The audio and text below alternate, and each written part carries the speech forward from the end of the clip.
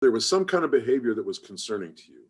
I've had students who, when they're doing a test, and they have a question they don't get, they go, and they're looking right at the paper of the person next to them.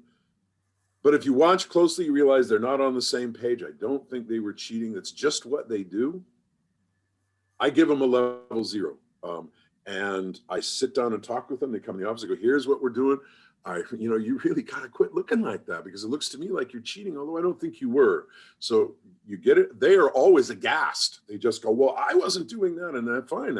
That's why I didn't give you a dishonesty report. I'm giving you this to help you understand that integrity involves that. It also involved, for instance, we've had students, I got one from the faculty I'm in, of a student that wore a baseball cap every time he took a test, and he pulled the brim down over his eyes, and he tended to sit like this. Well, there's no way to tell what he's looking at. So the faculty didn't write up a level 1 or 2. They wrote up a level 0. He quit wearing the hat. Now you can just say that to a student. You don't need to write them up, but it tends to, as it says on the slide at the bottom, wake them up. They tend to go, whoa, the integrity thing is involved here, but I wasn't cheating. And you say, fine, that's why we're doing this. And they tend to go, okay, I get it. And it has more impact than just kind of patting them on the back and go, dude, quit wearing that hat, would you? This is moving on to the next subject. I don't know what you want to do, Anaris. Do you want to wait and talk about reporting an issue after this? That first part was just my session on how to avoid. Let's take a moment and ask if there are any questions so far. You can put them in the chat. You can unmute and ask them. All right, so let's continue, Lee. Okay. If you need to report an issue, what we recommend is, first of all, talk to the student, clarify it. Get clear in your mind what you thought happened, write it down, have it in front of you so that you can keep your thoughts clear, and just sit down and talk with them. If you need to, if you're looking for advice, you can talk to myself or to your department chair. The reason I say you can do that, and you should, is because these reports are confidential. We see it every year that faculty talk in faculty council about it. They bring it up and go, I was concerned about this student. I think they cheated. What do you think I should do? You can't do that. We have it in our policy that this stuff is confidential. If we find out, if the student were to say, well, look, they're talking to everybody and their dog about this, and it says right here in the university policy that they can't do that, that the only people that can know are the department chair, the student's advisor, and the student themselves, and the Faculty Academic Integrity Council, then that's an issue. So it needs to be kept confidential. Talk to your department chair or whoever it is that is next up the tree. And once you're clear with it, sit down with the student, talk it out. You can always email me or give me a jingle. And then you fill out the form. Now, the form itself is here. We can take a look at this. I'll quickly just go through this, and then we'll actually go to that page online and look at it so you can see it. But this is the Academic Integrity webpage.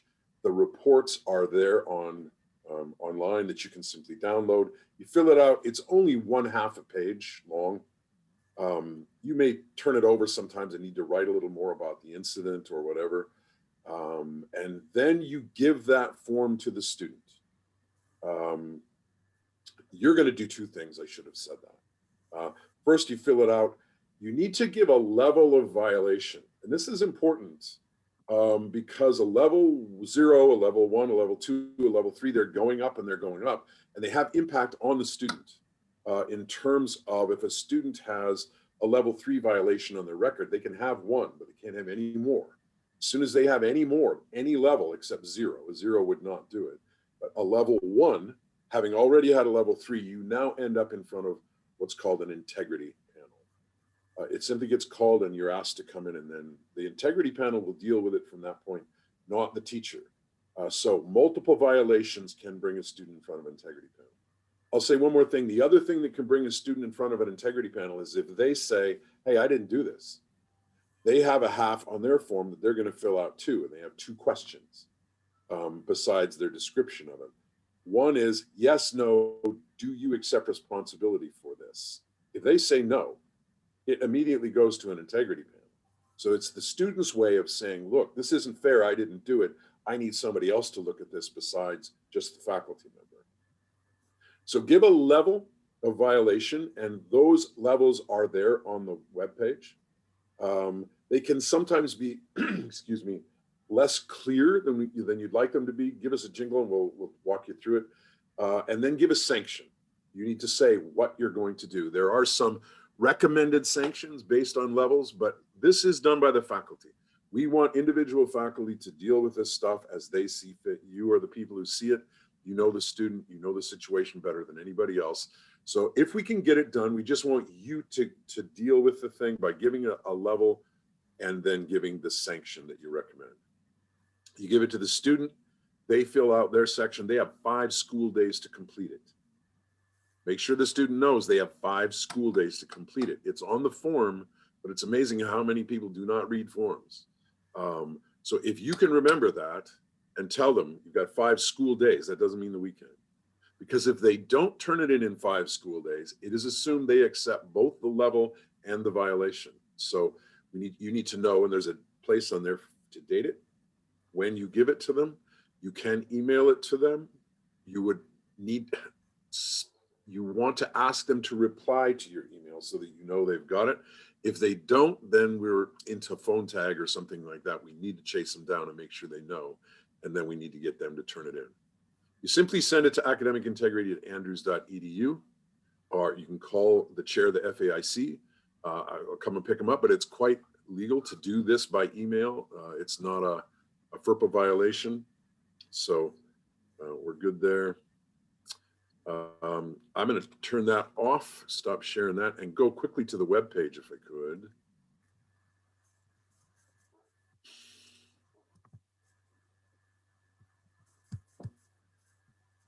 Oh, there it is. Okay, so this is the Academic Integrity webpage. There are some menu selections here, but basically it gives a little discussion about it, about the policy. The policy is like 17 pages long of boring drivel. This is an attempt to sort of boil it down. And then it gives standards for students, standards for faculty. Here are levels of academic integrity violations. So if we kick it up, they're listed out here from a level 0 on up to level 4. Down here, 3 and 4. So all of that information is on there. Oh, brother. Okay, I just quit sharing. I'm a genius. I don't know about you guys and Zoom. I'm still figuring this out with students all the time. Let me get back here. Oh, you know what I did, and I'm not going back. I could find it again. The web page is there on the slide. It's there. You know, Anaris, I'll send you another thing with the web page on it. Okay, So I don't think I can share it too. Okay. Lisa already shared it in the chats also. Perfect. Yes. Okay. Yeah, we'll make it available for sure. Yeah. I think that's pretty much it. You know, it really is an easy thing to do. What is not easy is to do it. What I mean is no one wants to do this. You don't want to do this. I don't want to do this. Faculty don't want to do it. Students, of course, don't want it done. But it is an extremely useful thing if we all understand that what we're trying to do is be fair.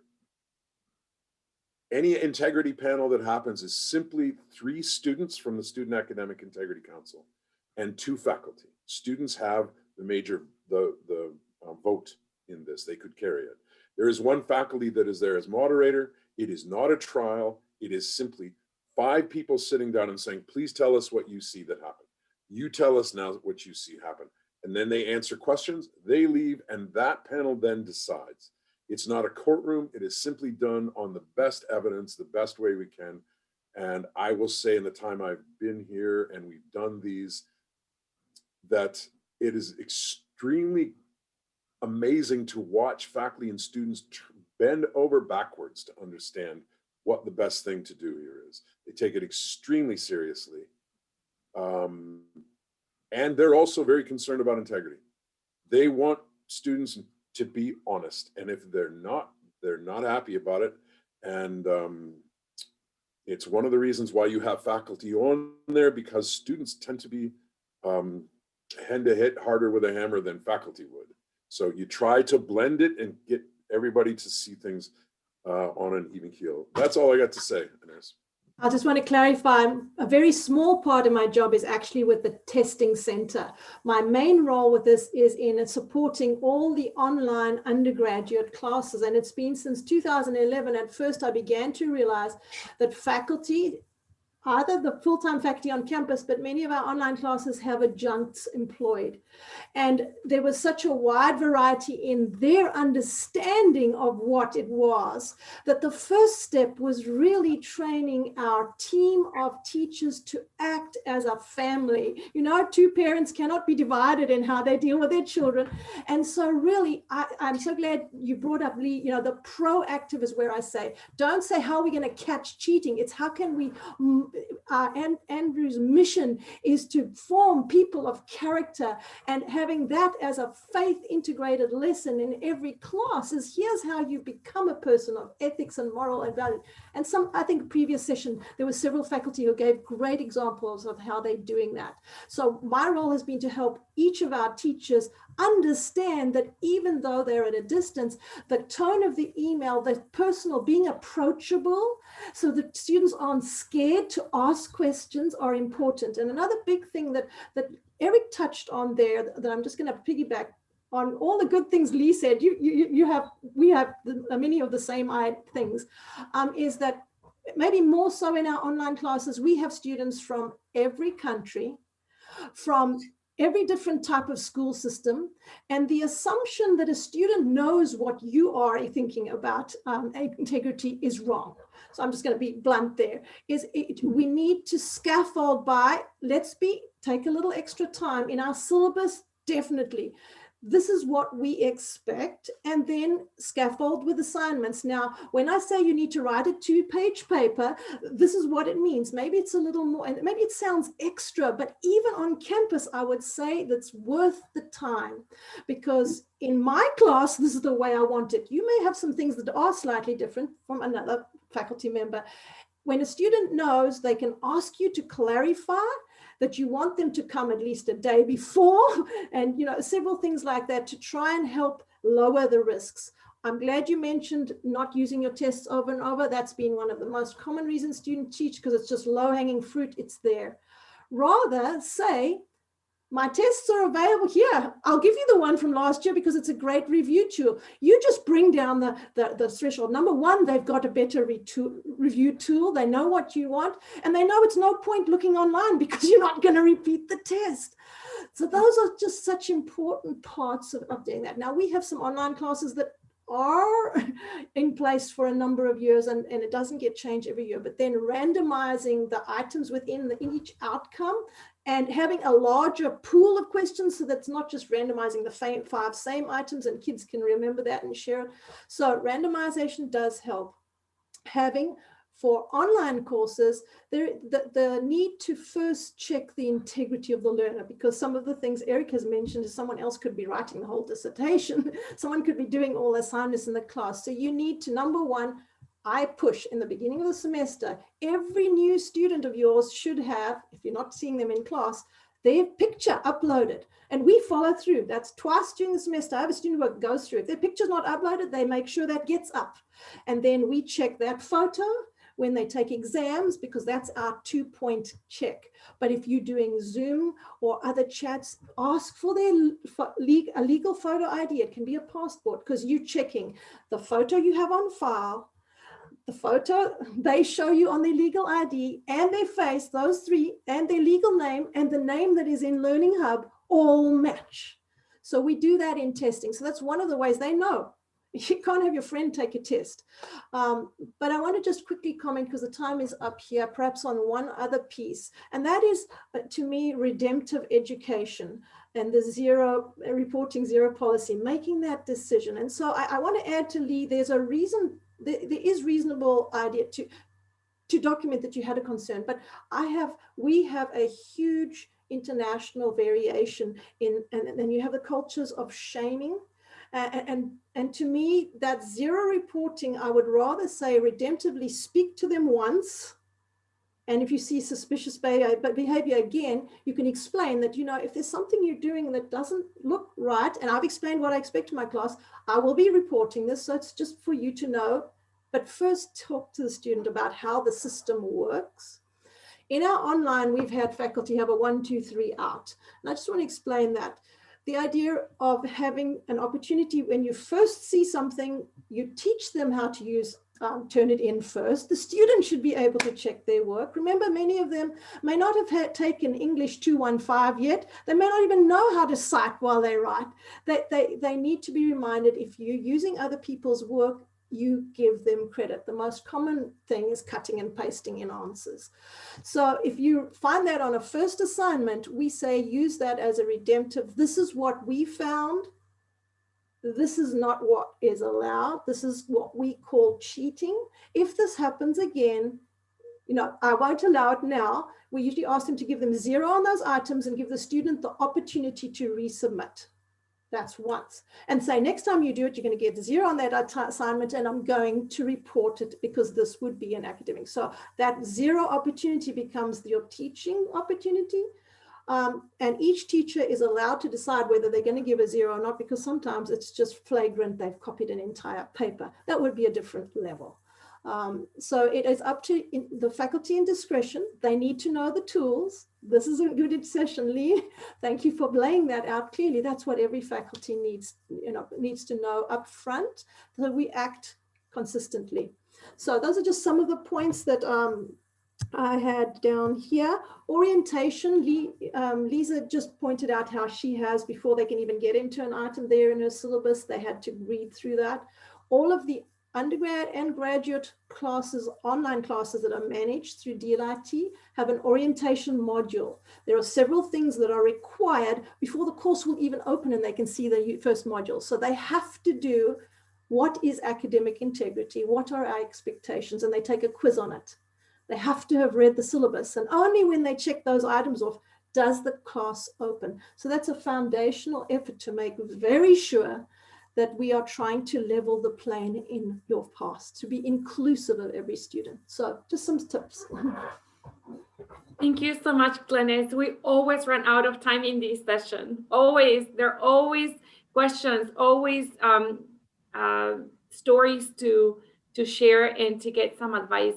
So I have a feeling that we'll continue to do sessions on academic integrity. And I think that is to continue to have conversations is the best way to learn from one another, to support our students. So unless, Luda, you have any questions before we close the session, I know Lisa has to go teach a class, but Luda, did you have any questions before we close? Questions. Thank you so much. This was very, very, very helpful. Thank you so much for coming, and we will continue to have opportunities for dialogue on this topic. Thank you so much to our presenters, and have a great afternoon. Bye-bye.